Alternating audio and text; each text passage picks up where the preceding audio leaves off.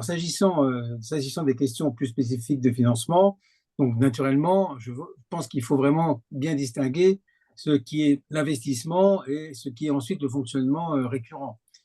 Et d'ailleurs, la question qui était posée et la tension qui a été créée avec Île-de-France Mobilité, mais Jacques Baudry en parlera mieux que moi, était qu'il y avait en effet à la fois un surcoût lié aux Jeux Olympiques, ça c'est pour 2024, mais il y avait surtout, comme d'ailleurs un certain nombre de rapports l'avaient dit, la perspective d'une incapacité à financer le fonctionnement d'un réseau qui s'étend et dont, la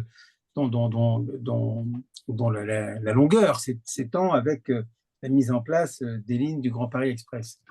Et effectivement, il y a une solution qui a été trouvée. Moi, je ne suis pas tout à fait certain qu'elle soit totalement pérenne et qu'elle permettra de régler la question jusqu'en 2031. Mais enfin, bon, en tout cas, des solutions ont été trouvées, pas des solutions très complexes d'ailleurs, hein. Jean-Claude les a résumées tout à l'heure. Bon, mais c'est des solutions assez classiques. En revanche, moi, je voudrais m'intéresser aussi au financement de l'investissement. Euh, Parce que je pense que nous avons peut-être quelques petites pas innovation, mais en tout cas apporter quelques modalités en fait de financement de l'investissement qui, de toute façon, c'est clair, ne peut se faire que en grande partie en recourant à l'emprunt. C'est ce qui se fait par la société, enfin l'ex-société du Grand Paris, maintenant Société des Grands Projets, qui s'est transformée d'ailleurs pour éventuellement pouvoir intervenir sur certains nombres de sermes. Mais dans ce financement de l'investissement, on a évidemment un financement en grande partie par emprunt, avec un remboursement de l'emprunt, emprunt à long terme, naturellement. Et même si on ne peut pas souscrire un emprunt sur une durée suffisante pour amortir la réalisation, ben on sait qu'on sera amené de toute façon à un moment donné à refinancer l'opération, comme ça s'est fait pour toutes les grandes infrastructures. Voilà. Et donc, du coup, le sujet, c'est de savoir comment est assuré le remboursement de l'emprunt et le paiement des frais financiers. Donc, effectivement, en ce qui concerne la société, enfin, le Grand Paris Express, ça se fait d'une part par une taxe spécifique, une surtaxe spécifique, qui est une taxe Grand Paris Express, hein, qui est perçue sur l'ensemble des propriétaires, puisque maintenant il n'y a plus de taxe d'habitation, mais en tout cas sur la taxe foncière bâtie, il y a une taxe supplémentaire. Voilà, c'est perçu par tout le monde, qu'il soit utilisateur ou pas. Et ça donne lieu aussi à des dotations d'État pour compenser la surtaxe qui aurait été perçue sur la taxe d'habitation. Voilà. Donc, il y a ça qui arrive. Ça, c'est pour la Société du Grand Paris, hein. Île-de-France Mobilité n'est pas concernée. Et puis, il y a évidemment la redevance d'utilisation que doit payer et que devra payer Île-de-France Mobilité pour utiliser le réseau propriété de la Société du Grand Paris. Enfin, construit par la Société du Grand Paris pour un mort. Voilà. Alors, il y a un sujet, moi, qui me paraît très intéressant, qui n'a pas été utilisé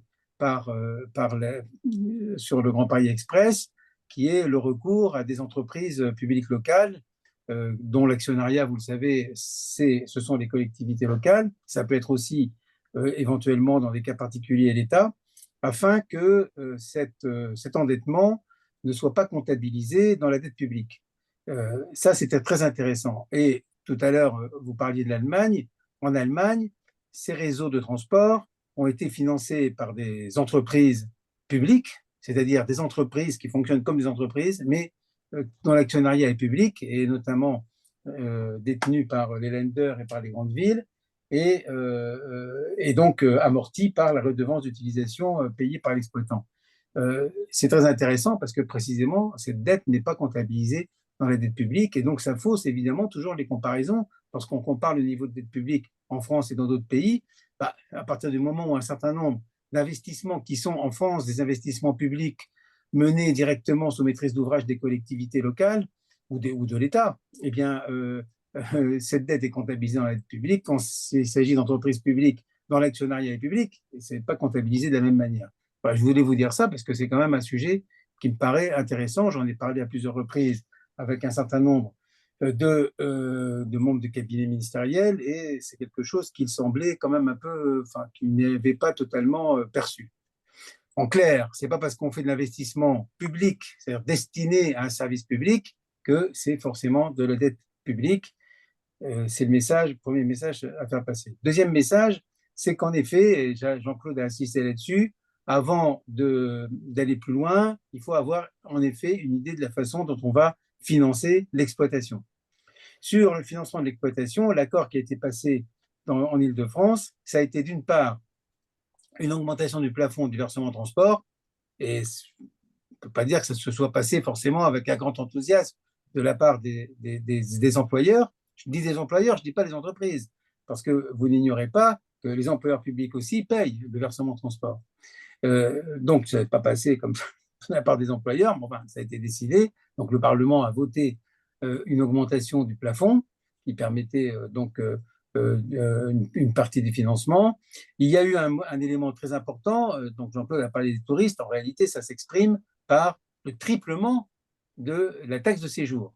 C'est-à-dire qu'une taxe de séjour, par exemple, à 2 euros par jour, qui est perçue essentiellement par les communes et en partie par les départements, aujourd'hui, eh bien, cette taxe de séjour, elle monte automatiquement à 6 euros par jour sur toute l'île de France. Et sur ces 6 euros, il y a 4 euros qui vont précisément au financement des transports en commun. Donc, c'est un élément assez important. C'est un surcoût, enfin, c'est un coût important. Alors, ce n'est pas payé par les habitants, c'est payé par les touristes, mais en fait, tout de même, c'est une augmentation tout à fait importante que ne manquent pas d'ailleurs de regretter naturellement les hôteliers et autres hébergeurs. À l'origine, la Société du Grand Paris avait été créée par la loi de 2010. Elle a été créée à la fois pour construire le réseau du Grand Paris Express, et en même temps, elle avait une vocation aussi d'aménageur sur les quartiers de gare, les nouvelles gares qui étaient créées au nombre d'à peu près 70. Donc il y avait une vocation d'aménageur. Alors cette vocation d'aménageur, elle l'a un peu, mais elle l'a moins probablement que ne l'imaginait le législateur de l'époque, qui donc passait assez tranquillement sur la tête des maires en disant bon, bah, oui, les maires, bah, on va considérer que c'est nous qui prenons la main, puis c'est comme ça. En réalité, ça ne s'est pas tout à fait passé comme ça. Et les contrats de développement territoriaux qui avaient été signés à l'époque, au début de la mise en place de la Société du Grand Paris, entre l'État et les communes, finalement, cette formule-là qui n'était pas mauvaise, mais n'a pas vraiment prospéré ensuite à l'aune des changements gouvernementaux, etc. Enfin, voilà. Le réseau, lui, est resté, le reste n'est pas tellement resté. Ça, c'est la première chose. Donc, la Société du Grand Paris avait aussi comme objectif, en tant qu'aménageur, de réaliser un certain nombre, j'allais dire, de plus-values sur l'aménagement des zones de gare. Et ça, elle ne va pas le faire, de mon point de vue, ou elle va le faire beaucoup moins que ce qui pouvait être envisagé. C'est la raison pour laquelle la Société des Grands Paris, elle va financer le remboursement de ses emprunts, à la fois par une taxe particulière dont j'ai parlé, et puis par la redevance que paiera justement l'exploitant. Voilà. Et l'exploitant, bah, lui, il exploite, quoi. Voilà. Et donc, il paye les rames, voilà, il paye les rames, il paye les agents, enfin, il délègue. Enfin, après, il fait des délégations de services auprès d'opérateurs comme la RATP et la SNCF. Pourrait-on, selon vous, imaginer une augmentation du plafond du versement mobilité dans les territoires qui en ont besoin et où les entreprises sont suffisamment prospères? Enfin, le versement mobilité, c'est une taxe. Donc, de toute façon, elle C'est s'applique, ça. que l'entreprise soit prospère ou pas. Oui, mais oui, alors, il y aurait Oui, bon, ouais. l'idée, ça serait peut-être qu'il y ait des zones, où on pourrait le Oui. faire et des zones où on le Ah, ferait moins. voilà, ben, c'est ce qui se passe en Île-de-France. Il y a des plafonds par zone. C'est pas le même plafond dans les Hauts-de-Seine. Bon, voilà. En tout cas, c'est toujours possible. Le versement mobilité, vous savez, il a un certain niveau. Vous rajoutez 0,20% ou 0,25% de plus. Bah, voilà, c'est simplement une décision à prendre. Après, derrière, à un moment donné, est-ce que c'est réaliste? Est-ce que ce serait compris par les employeurs? Il faut l'expliquer, il faut en faire la pédagogie, ce que d'ailleurs Jean-Claude Degan a fait tout à l'heure un petit peu en expliquant quels étaient les apports en fait de ces modes, de ces réseaux de transport. Voilà. Donc après, ce sont essentiellement des décisions à caractère politique.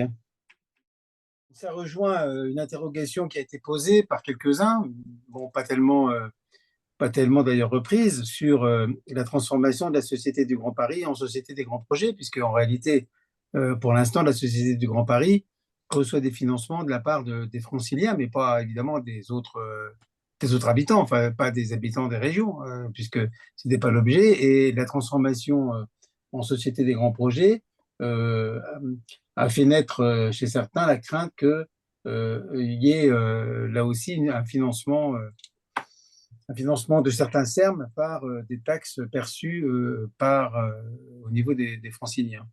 Alors, bien sûr, c'est toujours possible, hein, pourquoi pas, hein. Après, ce sont des décisions, encore une fois, politiques, Voilà. Mhm. mais je pense que, et d'ailleurs, nous avions proposé, enfin, le groupe auquel j'appartiens à la région avait proposé un système de financement qui allait bien au-delà de ça, qui était un financement sur une CSG, un type CSG additionnel, parce que nous avons considéré que la question des transports était une question essentielle au bon fonctionnement de la région et à la qualité de vie des habitants. Et on avait donc proposé que finalement tout le monde paye. Tout le monde paye et tout le monde paye sur une base très large, puisque c'est la base de la CSG, c'est-à-dire la totalité des revenus. Bon, ça n'a pas suscité l'enthousiasme, notamment, bon, enfin, Bercy a évidemment, enfin, Bercy en général essaye d'éviter toute taxe ou impôt nouveau, hein, voilà. Mais parce qu'à partir d'un certain moment, si vous voulez, tout ça est financé par l'impôt et il n'y a pas plus universel que l'impôt sur le revenu et notamment la CSG qui concerne tous les revenus. Enfin, c'est voilà. Bon, après, on peut faire toute une série de petites taxes, hein, c'est sûr, mais c'est assez. Enfin, tout ça est une question, encore une fois, de choix.